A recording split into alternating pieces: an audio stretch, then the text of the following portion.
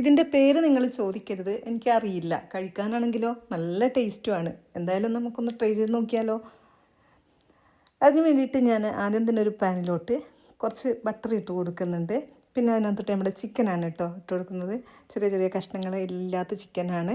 അതൊന്ന് ചെറുതായിട്ട് shallow fry ചെയ്തെടുക്കുക. അതിനുശേഷം അതിനകത്തോട്ട് കുരുമുളക് പൊടി, മുളക് പൊടി, പിന്നെന്താ നമ്മുടെ ചില്ലി ഫ്ലെക്സ്, ഒറിഗാനോ ഇതൊക്കെ ചേർത്തൊന്ന് നന്നായിട്ട് തന്നെ വഴറ്റിയെടുക്കുക. അതിനുശേഷം ചെറുതായിട്ടൊന്ന് ഫ്രൈ ആയി വന്നതിന് ശേഷം അതിനകത്തോട്ട് ഒരു സവാളയുടെ പകുതി, ക്യാപ്സിക്കം, മല്ലിയില ഇതെല്ലാം കൂടി ഒന്ന് ചെറുതായിട്ട് വഴറ്റിയെടുക്കുക കേട്ടോ.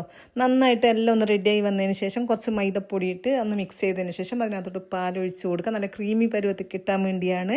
അതിനുശേഷം കുറച്ചുകൂടി മല്ലിയില ഇട്ട് കൊടുക്കുക കേട്ടോ. എന്നിട്ട് നമുക്കിതൊന്ന് വറ്റിച്ചെടുക്കാം. ഒരുപാട് വറ്റണ്ട, ക്രീമി ആയിട്ട് തന്നെ ഇരിക്കണം. അതിനുശേഷം നമ്മൾക്ക് വേണ്ടത് ബ്രെഡാണ്. അതിൻ്റെ സൈഡൊക്കെ കട്ട് ചെയ്ത് കൊടുക്കാം. ഈ ബ്രൗൺ സൈഡ് വേണ്ട കേട്ടോ അതിന്, അത് കട്ട് ചെയ്ത് കൊടുക്കണം.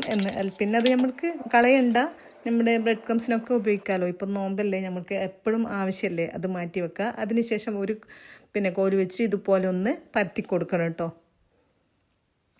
ചെറുതായി ഒന്ന് കട്ടി കുറഞ്ഞ് വരാൻ വേണ്ടിയാണ് എല്ലാം ഇതിന് ഇങ്ങനെ പരത്തി കൊടുക്കുക. അതിനുശേഷം ഒരു പുഡിംഗ് ട്രേയോ എന്താണ് നിങ്ങളുടെ അടുത്തുള്ളത് അത് എടുക്കുക. അതിനുശേഷം അതിനകത്ത് കുറച്ചൊന്ന് അടിയിൽ ഇതേപോലെ വെച്ച് കൊടുക്കുക കേട്ടോ. നൈസായിട്ട് ഇങ്ങനെ വെച്ച് കൊടുത്താൽ മതി. അതിന് മേലെ നമ്മൾ ബ്രെഡ് വെച്ച് കൊടുക്കുക. ഇത് ഒന്നൊന്നര ടേസ്റ്റാണ് കേട്ടോ. ഇത് കഴിച്ചാൽ പിന്നെ നമ്മൾക്ക് വേറെ ഒന്നും വേണമെന്നേ തോന്നില്ല. ഈ റമദാനിലേക്ക് നമുക്ക് ഇതുണ്ടെങ്കിൽ പിന്നെ ആ ഒന്ന് മതി. അത്താഴ സമയത്താണെങ്കിലും നോമ്പ് തുറക്കുന്ന സമയത്താണെങ്കിലും ഒക്കെ കേട്ടോ. ഈ ബ്രെഡ് ഇതേപോലെ വെച്ച് കൊടുക്കുക. നിങ്ങൾക്ക് നല്ലൊരു വലിയ പാത്രമൊക്കെ ആണെങ്കിൽ നല്ല ലെവലിൽ 2 ബ്രെഡിൻ്റെ കഷ്ണമൊക്കെ വെച്ച് കൊടുക്കാൻ പറ്റും. എൻ്റെ അടുത്ത് ഇതുപോലുള്ളൊരു പാത്രമേ ഉള്ളൂ, അതുകൊണ്ടാണ് ട്രേ ഉള്ളൂ, അതുകൊണ്ടാണ് ഞാനിങ്ങനെ വെച്ച് കൊടുക്കുന്നത്.